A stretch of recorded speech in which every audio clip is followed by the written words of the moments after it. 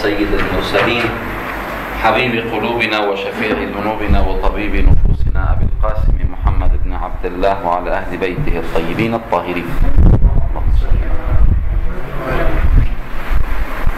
Assalamu alaikum jami'an wa rahmatullahi wa barakatuh. En el nombre de Dios el clemente, el misericordioso, la paz de Dios sea con todos sus profetas, desde Adán hasta Muhammad sallallahu alaihi wasallam. Bueno, ayer habíamos comenzado a hablar acerca de la existencia.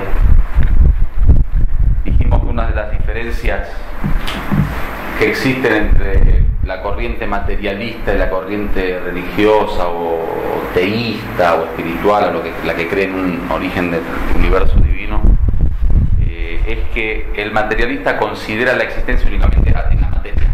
Fuera de la materia no cree en el ser. Por eso todo lo que es religión, espiritualidad, misticismo, metafísica, filosofías orientales que creen en el más allá, o la fe en lo oculto, todo eso lo niega directamente. Tiene una negación de aquello que está más allá de la materia. Entonces, cuando hablamos del ser, nosotros dijimos que en la filosofía islámica el ser va más allá de lo que podemos percibir a través de los sentidos y de la materia. El ser se establece en tres dimensiones, en tres mundos.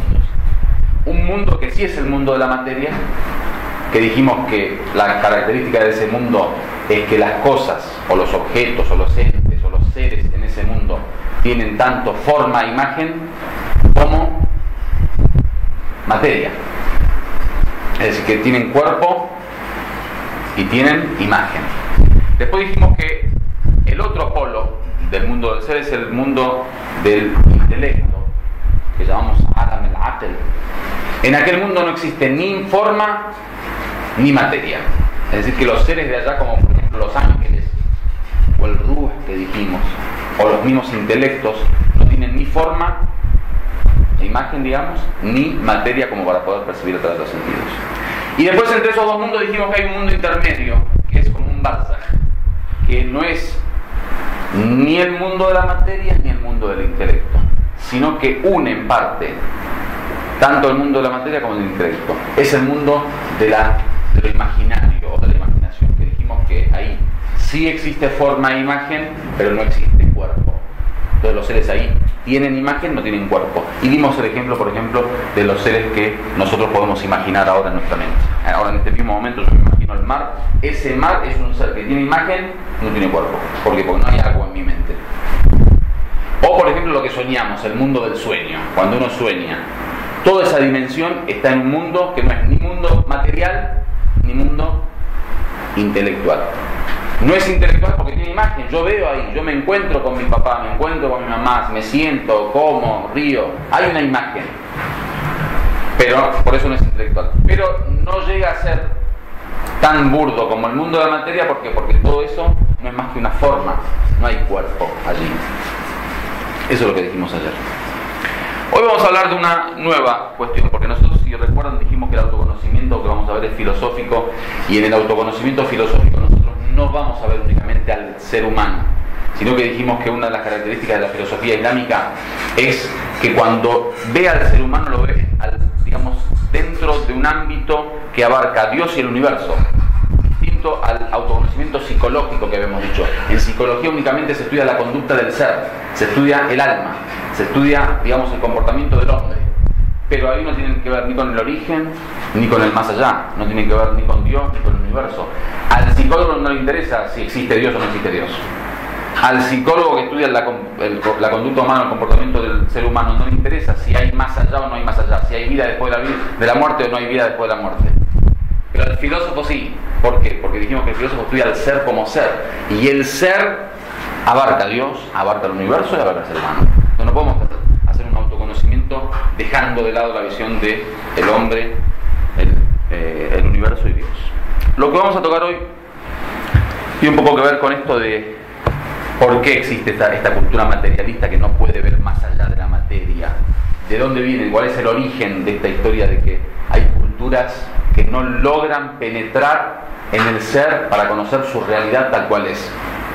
Entonces terminan dando definiciones muy simplistas porque solamente ven al ser desde su apariencia. Y la definición que puede dar el hombre desde la apariencia de algo es una definición, muy poco exacta, porque el ser no es nada más su apariencia, el ser es su apariencia y su interior, su realidad. Entonces ahora vamos a hablar de un tema que tiene que ver con las características de algunas culturas, de cómo perciben al ser y el porqué de que muchas culturas no pueden lograr entender el más allá, el mundo de lo oculto, lo metafísico y lo que va más allá de la materia. Después vamos a hablar de cuáles son las características de la cultura islámica, cómo el Corán propone una forma de ver al universo y que a través de esa forma se consigue una cultura, digamos, completa.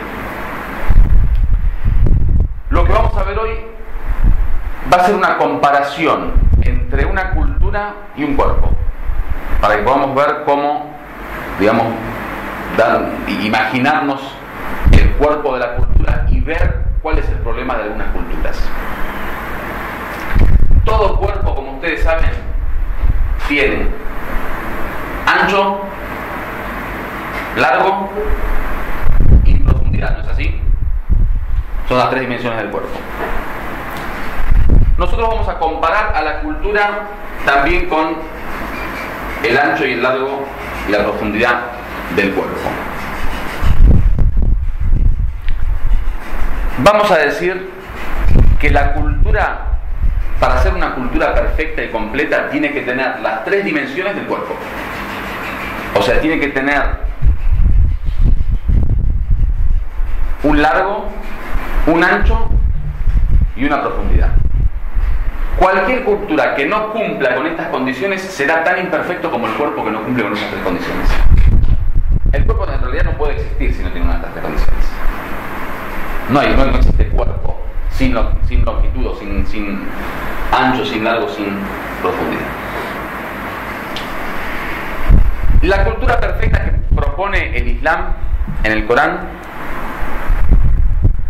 es una cultura en donde la forma de percibir tiene que ser a través del oído,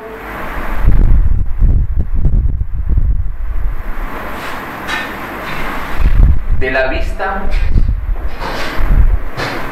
y del corazón.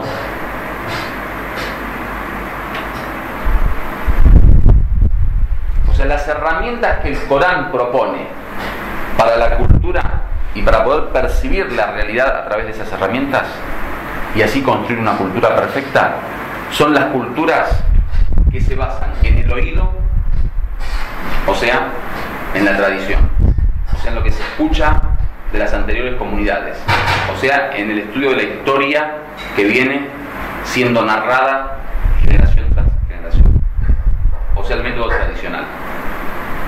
En la vista, que vendría a ser hoy en día en nuestro idioma el método científico, o sea, en ver la realidad, o sea, tener un contacto directo con lo que se ve y en base a lo que se ve sacar nuestras propias conclusiones. Y en el corazón, lo que el Corán llama el fuad. El fuad es esa capacidad que tiene el hombre de poder conocer la realidad sin necesidad de la vista, del oído o hasta del intelecto. El fuad es la propia experiencia que uno puede experimentar.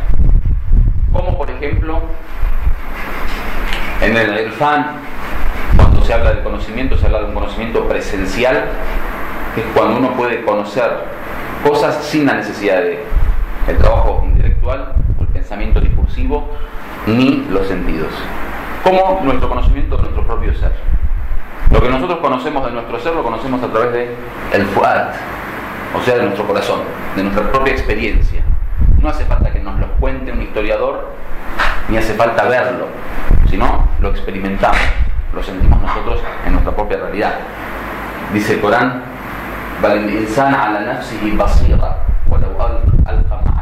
dice, el ser humano es más conocedor de sí mismo, o sea, se conoce a sí mismo muy bien, aunque ponga excusas, dice.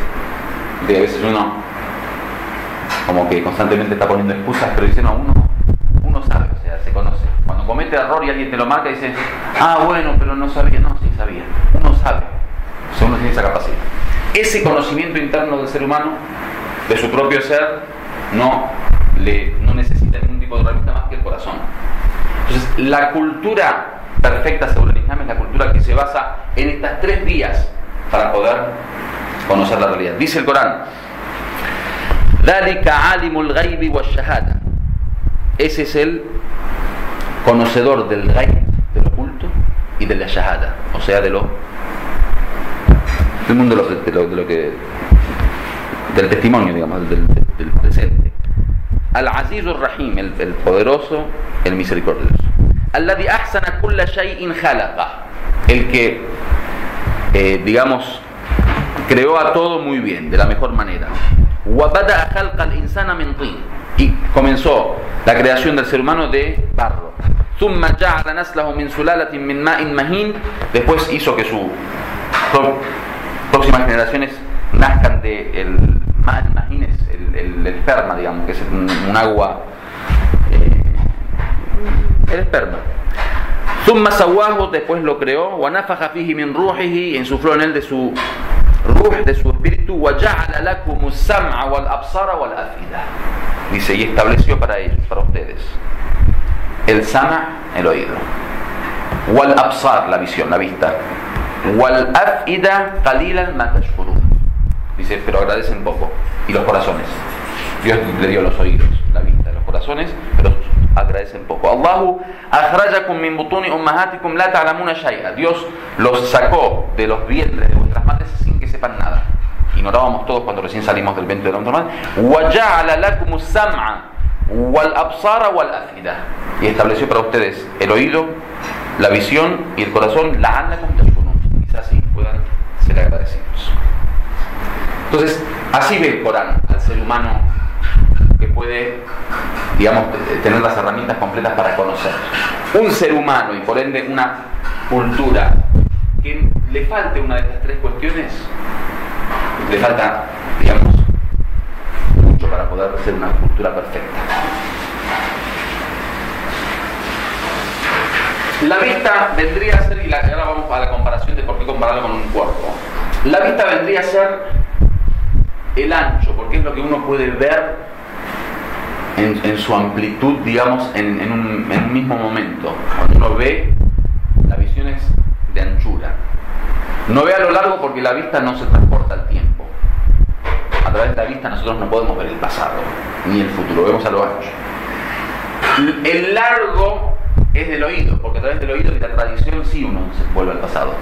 La narración viene del pasado y traspasa los límites del futuro. O sea, a través de la narración uno puede llegar a sus nietos, a sus próximas generaciones.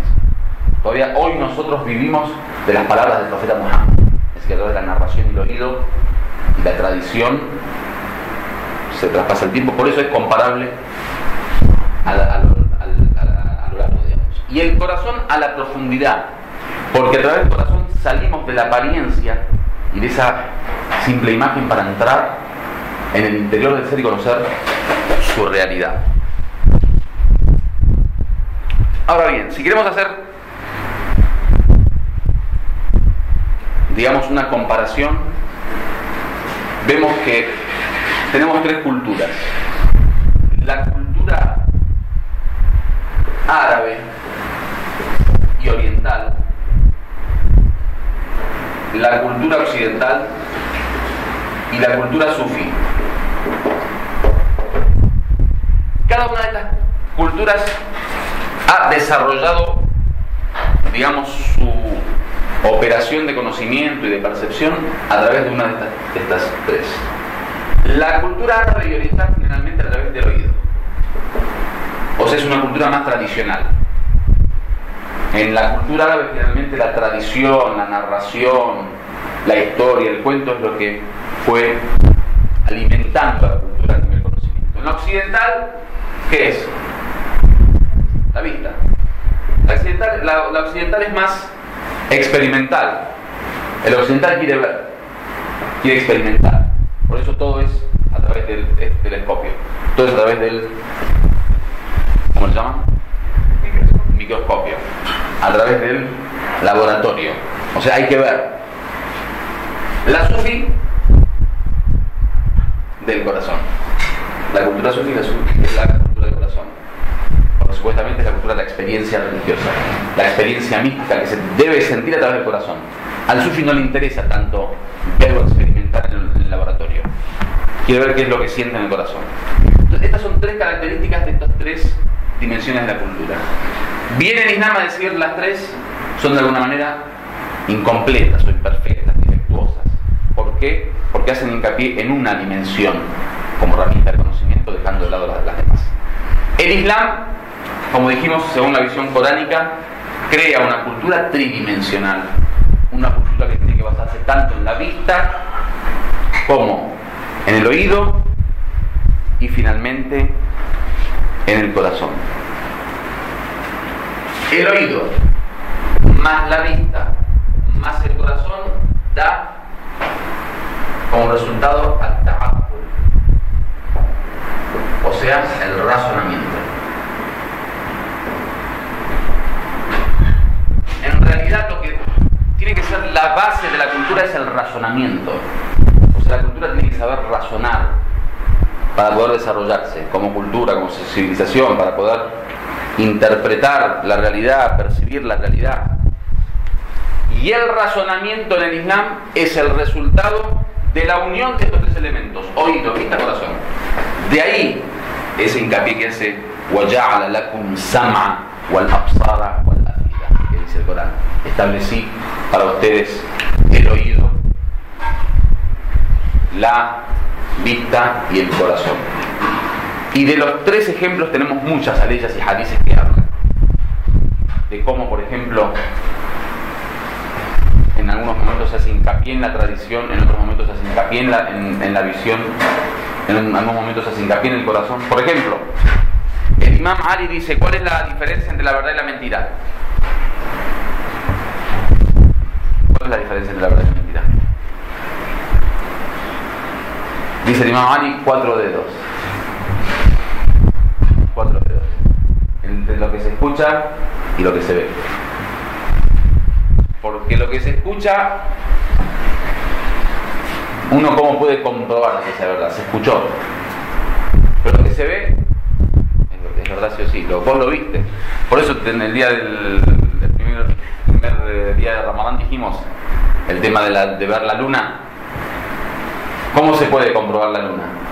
Generalmente si dos personas justas han visto la luna y le comentan a una persona, bueno, o sea, es correcto. Si dos de ustedes, por ejemplo, supongamos que sean justos, vean la luna y me dicen: Sohail, vi la luna ayer. Listo, yo puedo decir: señores, mañana salí. Hoy salí. ¿Por qué? Porque dos personas justas vieron la luna. Vieron la luna.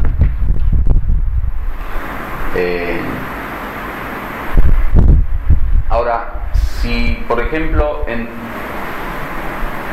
un país nadie vio la luna, y el Sayyid Khamenei no vio la luna tampoco, y mandó a gente con helicóptero, con avión, con todas las terrazas, 1 millón de personas mirando, nadie vio la luna, y yo voy al Magreb, veo la luna.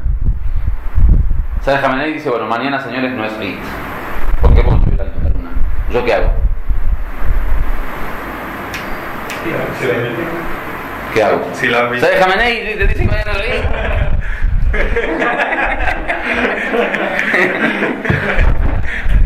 Pero si la has visto, estamos hablando de... Claro, para mí sí. Porque yo la vi. Si yo la vi, no hay forma. Lo que decía a mí la otra vez. Que quien añade ciencia añade dolor. Me la tengo que bancar. Si no la vio, la vio. Bueno. Entonces, la base de la cultura es el ta'aqqul, el razonamiento. Y no puede existir razonamiento a no ser que se den estos tres elementos, o en el ser humano o en la cultura, porque la cultura al fin y al cabo es el resultado de la obra humana. Entonces, ese es el resumen de lo que se quiere, digamos, plantear. volviendo al tema de ayer, si nosotros encontramos que el ser, solo el mundo material es perceptible a través de los sentidos, quiere decir que aquel que basa su cultura en la vista no va a poder salir del mundo de la materia. Aquel que cree que lo que existe es únicamente lo que puedo percibir a través de la vista, que es lo que pasó en la cultura occidental, lo que va a ocurrir es que se va a quedar en el mundo de la materia, fuera de ahí no va a poder conseguir. Entonces, el problema no es un problema, hay veces, de creencia, no es un problema de convicción, no es un problema de fe. El problema es un problema de método. Y sobre esto es necesario hablar. Por eso en el Islam, antes de establecer la cosmovisión del ser humano y aquellas creencias que van a ser la base de nuestra fe, hay que establecer el método de conocimiento. O sea, hay que ver cuáles son las vías para conocer la realidad, porque en base a eso voy a poder construir después mi cosmovisión. Si yo digo, por ejemplo, que la única vía para conocer la realidad es la vista, entonces mi cosmovisión sí o sí va a ser materialista. O sea, lo lógico de Occidente es correcto, o sea, en la visión occidental es correcto lo que pasa acá. ¿Por qué? Porque en un paso previo, que era establecer los métodos de conocimiento, digamos, ahí se dijo que la única forma es a través del experimento, de la vista, digamos. Entonces es obvio que lo que va a salir después, ¿qué es? Una visión materialista. Por eso cuando vos le decís Dios, y Dios está fuera de la materia y fuera de cualquier parámetro científico, te dice no existe. No porque no quiera creer, porque no tiene una herramienta para comprobarlo. Cuando vos le quitas en el método de conocimiento herramientas para poder comprobar el más allá, bueno, cuando vos le hables del más allá te va a decir no, la verdad que no, disculpame, pero porque yo no tengo esa herramienta para mí. Y es correcto. Al niño de 3 años querés hablarle de matemática o de física cuántica y te va a decir no, yo no puedo. Entonces, ¿de qué nos sirve esto? Porque sirven estas cosas, no piense que... Nos sirve para poder establecer que las herramientas que propone el Islam para nuestra cultura son más amplias o más en cantidad que las herramientas que propone nuestra cultura. Y para hacer la crítica a aquellas culturas que solo basan su realidad en una de estas 3 dimensiones. Entonces, nuestra crítica al sufismo, ¿cuál es? Es que vos no podés basar tu cosmovisión únicamente en la experiencia mística, únicamente en el corazón. ¿Por qué? Porque el corazón tiene que valerse de otras herramientas también para poder formar su imagen completa. Por eso lo que termina ocurriendo siempre es una imagen imperfecta de la realidad. Hay veces la lucha no está entre lo verdadero y lo falso. Hay veces es entre toda la verdad y parte de la verdad. Para explicarlo bien, supongamos que acá hay agua. Esta es la verdad. Yo veo agua, veo la verdad. Ok. Acá hay un desierto y hay un espejismo. Yo veo, entre comillas, agua, pero es un espejismo, o sea, es el reflejo del sol sobre la arena. Esto es falso, mi visión es falsa. ¿Ok? Este es un tipo de error de percepción. Hay veces el error no es entre verdad y falso, verdadero y falso. Hay veces el error es entre toda la verdad y parte de la verdad. Yo veo acá, pero tengo tapado esta parte del mar, entonces solo veo algo del mar. Esto me crea también una cosmovisión imperfecta y defectuosa. Lo que ocurre con Occidente no es un problema de verdad y falsedad. No es que nosotros creemos en la verdad absoluta y ellos en la falsedad absoluta. No. Nosotros creemos en la verdad, toda la verdad, ellos creen en la verdad, parte de la verdad. Es decir, para nosotros el ser es esto que abarca el mundo de la materia, el mundo de lo imaginario y el mundo del intelecto. Para ellos la realidad es solo esto. O sea, en eso es correcto. En eso lograron una visión correcta. Lo que les falta es el otro ojo para para ver la otra parte, el otro ojo.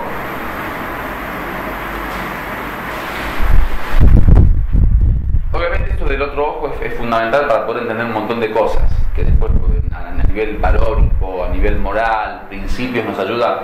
Por ejemplo, aquel que solo cree en el amor sin creer en la fuerza, sin creer, por ejemplo, en el poder del hierro, sin creer en la necesidad de la guerra o de la lucha. Todo eso porque generalmente se tiene un solo ojo para ver, un ojo, falta el otro ojo. Lo que hace el Corán con estas arellas es de alguna manera proponer una cultura que tenga ojo, oído y corazón al mismo tiempo. Bueno, entonces el oído, dijimos, es lo que es comparable al largo del cuerpo, porque supuestamente traspasa los límites del presente a través del oído, de la tradición, de la narración, de lo que escuchamos, de lo que leemos. Cuando hablamos de oído, obviamente también es lo que se lee, porque es la narración, ¿no? Uno puede tomar contacto con la historia y puede tomar contacto con el futuro. El Imam Ali alayhi salam, cuando habla de los conocimientos importantes, uno de los conocimientos que propone es el conocimiento de la historia. El Imam Ali, cuando aconseja, ustedes saben, hay 3 conocimientos, digamos, que son los que en el Islam son considerados como las bases para el desarrollo humano, y quizás los conocimientos que realmente tienen un beneficio claro para el hombre. Uno es el conocimiento de uno mismo, ¿sí? El autoconocimiento que venimos diciendo. Otro es el conocimiento del universo. Cuando el Corán habla del afaq, de ver en el horizonte, hay 2 tipos de conocimiento que propone el Corán. El conocimiento anfusi, que es el conocimiento de uno mismo, de los anfus, de los nafs, de los seres. Y otro afaqi, o sea, el afaq son plural de ufuq, horizonte. O sea, ver el mundo, ver la realidad, ver la naturaleza, reflexionar sobre la creación, sobre el sol, sobre la tierra, sobre el movimiento, sobre los mares, sobre sí. Esos 2 tipos de reflexiones, uno introspectivo y otro extrospectivo, son los que nos llevan a volver al Creador. Y el tercer conocimiento, que es el que propone Amir al-Mu'minin, es el conocimiento de la historia. Porque a través de la historia uno se contacta con la realidad del ser humano de siempre y aprende de ello experiencias, y de alguna forma está constantemente en contacto con el movimiento de la humanidad a través del tiempo. En cuanto a la vista, dijimos que en la comparación sería el ancho del cuerpo, porque a través de la vista uno puede ver la proyección horizontal de lo que ve a través de los sentidos, y es lo que le da de alguna forma a la cultura la abarcatividad. El ver permite tener una cultura de abarcatividad. Lo último, dijimos, es el corazón, que es comparable en el cuerpo a la profundidad del cuerpo, y dijimos que el corazón tiene que ver con la profundidad porque logra traspasar los límites de la apariencia, de lo externo, y penetra en la realidad, en la esencia del ser, en las profundidades del ser, y es lo que hace que la cultura salga de su superficialidad hacia una cultura de profundidad. Walhamdulillahi Rabbil Alamin.